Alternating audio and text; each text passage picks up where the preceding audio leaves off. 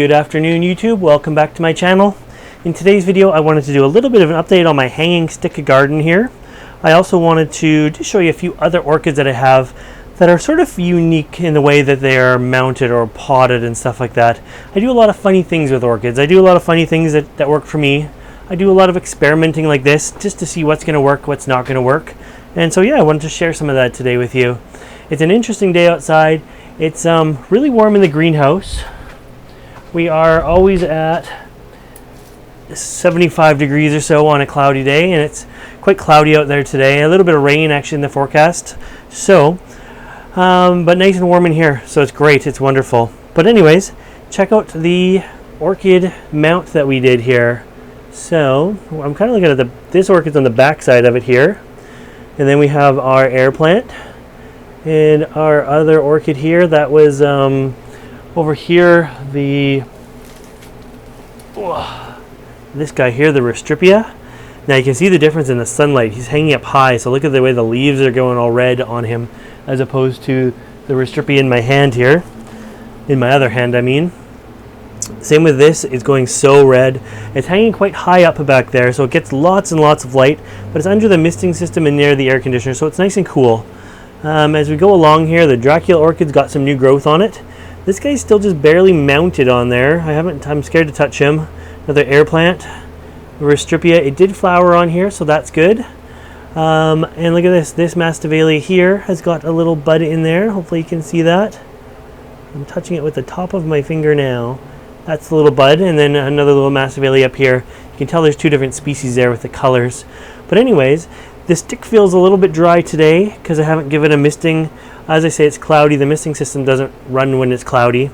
Misting only comes on hot sunny days. The fogger still runs, of course, to maintain the humidity, but this feels a little dry. So let's put this down and move on to some other things that are in the greenhouse here. So a couple more there's a Masdevallia and there's a Lepanthes. These guys I find very, very hard to keep watered. Now you can see there's only really a tiny bit of moss on there. And I actually added a little bit more moss with glue, because as you know from previous videos, I use glue to mount these guys. So there's a little bit of glue on there, but this thing would dry out all the time for a plant that doesn't like to be dry. Right now it's nice and moist, and I keep it in this little container on my hanging wall, and it sits in here with a Masdevallia, and I shove it down in there just like so. It's getting kind of crowded because it's getting quite big, so we'll turn it like that. And the Masdevallia in this sit in a little clear container that has some moss in the bottom, and this clear container has a hook and it hangs on the wall just like if it was mounted. But I water into the clear container, and all this moss down here stays moist for much longer and wicks up into the media of the mount, and it stays more stable. It's not so soppy wet and not so dry. There's not that imbalance there, and it can go for a week or so without watering. The other thing, I'm just thinking of this guy now. I wasn't planning on grabbing him. It's along the same lines. Is my Lepanthes Telepods flora. Now, the baby's tier that's in here is getting a little yellow. It's getting a lot of light. But the actual Telepods flora has got some flowers on it, some buds on it, and lots of spent flowers, lots of new buds, lots of good growth. And this thing is on a tiny little piece of moss as well, and would be so unstable, but in this little container here, it works fantastic. Other mounts I have are like this. So this is just a mount. This is my Maxillaria Sophronites. It's fairly new, hasn't done much for me. It's getting some new growth on it now, but I actually found it was drying out too fast, so I gave it a diaper. This is a clear piece of vinyl. I just fold it up and tack to the back of it. And so when I water, a little bit of water catches in the bottom here and then wicks back up. We're still working with that sort of wicking action there. And this makes my mount so much more stable. I don't have to have it full of water, but it's nice and moist right now compared to a mount that's not full of water. So that's kind of nice. And let's see what else. Now this one's fairly obvious, but here's my Vanda. Due to lack of humidity and lack of being able to water it properly, I put a bag over it. This is a bag it's a bread bag. And I left some holes in the top. There's good air exchange, and I can water directly into the bread bag, and a little bit of water gathers on the bottom and it keeps it really, really humid around the roots, and I found it's done really well. Lots of new root growth in there. Hopefully you guys can see through the bag. And yeah, so that one's kind of cool. It's low maintenance Vanda. Makes it work really well. If you guys are growing Vanda in the house, oh, I just hear some drops of rain. If you guys are growing Vandas in the house, that might be an answer for you. The other thing I do, and I don't know why I do this, but I grow a lot of my orchids, and the pot is this way, but I always grow them on their sides. I end up with so many orchids on their sides like this. This is my Neophyta falcata. You can see it's about to bloom again for me. Long, beautiful roots here, but it hangs sideways. And it's just the way I've got the hook positioned that it hangs sideways like that. So, what else? Another one that's hanging completely sideways. And this looks so natural. This is just a mini Phalaenopsis.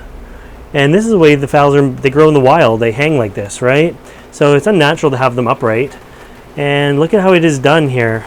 It's got so many air roots and that coming out of it. And 2 growth points. It's in flower right now on both. And it hangs sideways like this. So it's kind of interesting, kind of natural, and great for saving space because it can just hang. I did a video on these little baskets. Now this is not my creation, but I did show you guys how to make it with the gutter guard there. And so that's kind of an interesting way to do baskets as well. They come in all kinds of shapes. Here's another shape here that I made. We made one of these guys together. And so these things work really well for all kinds of orchids. It's kind of a mount, it's kind of not a mount. It provides lots of media, provides lots of air, and yeah, it's working really well. So I'll hang that guy back up. I'm trying to keep this video fairly short, so I'm trying to talk pretty fast, but I think we're still going to hit the 10-minute mark. It's just I can't help it. What else? This is a net pot. Okay, so your normal net pot like you'd have Dracula orchids in. I removed the netting from the bottom and put the Masdevallia in upside down. A little bit tricky at first. Hard to keep in there at first until it gets some roots growing. But once the roots grow up into the media, this Masdevallia has pendant type flowers, and I didn't want to miss the flowers, so it hangs upside down. Masdevallia Phalaenopsis, I think it's pronounced. But anyways, it comes from Equigenera. And another thing you'll notice on here is this basket, it wasn't actually holding the water very well because the more roots that are up there, the more water is being soaked out of it. So I put a layer of box tape on the outside. You can kind of see that in spots. It's a little bit misty. And so anyways, this helps kind of conserve moisture on pots that dry out. You'll see a lot of my pots, once you start noticing it, have box tape all over it, and that's why. Another interesting thing about the box tape around there is as long as you can see some moisture on the inside, you know it's still kind of moist. So it's kind of a tell for if it's really dry or if it's still got some moisture in it. Exact same deal with this one. This one's really moist. You can see how wet that is in there. I just finished watering this guy. And so the tape is going to stay white until it gets dry again, then it goes clear. But it really maintains the water this way. And this is a Dendrobium orchid coming out the bottom of a net pot with some masking tape or box tape around it to control the moisture. If it was staying too wet, I could take the tape back off and it would dry out faster. But this way, it's a bit lower maintenance for me.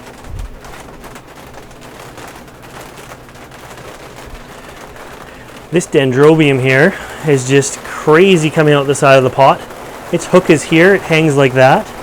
It just really started raining. I don't know if that's going to come up on the microphone or not, but if it does, you know what that little pitter patter is. But yeah, this is a beautiful Dendrobium. It is Rainbow Dancer, and it's one that needs a dry winter rest, but now it's blooming nicely for me here in the greenhouse. But yeah, half of its roots are just spilling out the front of the pot. Some of its roots are coming out the back and the sides, but it's really in there nicely, and it hangs kind of cool. I like it hanging in the greenhouse like this. The last one I'm going to show you is this guy that I've been bobbing back and forth past for the entire video. This is my Bulbophyllum Phalaenopsis. Look at the newest leaf on this. This is a big leaf that's come out on this guy. Beautiful plant. I've had it for a few years now. It's a pretty slow grower. This first leaf, it was these 3 leaves when I got it. This first leaf took about 1.5 years to grow. And then this one's taken about 6 months to grow. So it's already coming out with a new bulb in there, or hopefully a flower bud. That would be really cool. But When I first got it, I put it in a net pot and I mounted it sideways just like the rest of them. It quickly outgrew that net pot, so I actually mounted it in, it's a regular pot. If I tipped it sideways like this, there you can see the pot. Ignore the white thing for now, I'll explain that in a minute. And I anchored it in there. And the way I did it was around the top or the bottom on the side. I punched a couple holes in the side of the pot, and with a zap strap, a zip tie, whatever you guys call it, I managed to grab the net pot on the inside and zap it to the top of this. Then I filled in the back and the front. I filled in the back before I put the first pot in, and then I filled it in with moss around there. Now the trouble with this when it's hanging on its side, it's really hard to water. So the first thing I did was my tape trick, and I covered up some of the holes so it didn't dry out as fast. Still really hard to water that way though. Then what I did was I actually added this funnel to it. And I don't know if you're going to be able to see. I put a little tiny hole in the funnel and filled the rest of it with hot glue. That way there's just sort of like a little tiny drain hole in, and I can pour water into this and it slowly drains into the pot. It was draining out a little bit too fast, so I put a tape diaper down here to catch some of the water, so it slowed it down. It still drains, it's not like it's sealed or anything down there. Hopefully you can see right there where my finger is. I'm tapping the tape right now. And anyways, this is a tape diaper, and it sort of helped maintain the moisture in it that way. But this guy, just due to the way he grows, he needs to be sort of mounted sideways like this. But bulbophyllums love to be wet, so it's sort of hard to keep a big mount really wet like this. So that is the way I've done it. Lots of media in there, it's growing happy. The other way, of course, would just be a big clay pot and let it spill over the side, but I figured this is much cooler. So anyways, that's just some of my orchids. A little bit of an orchid tour on the way I do weird and wonderful things. Remember, there's no wrong way to do an orchid as long as you're not killing it.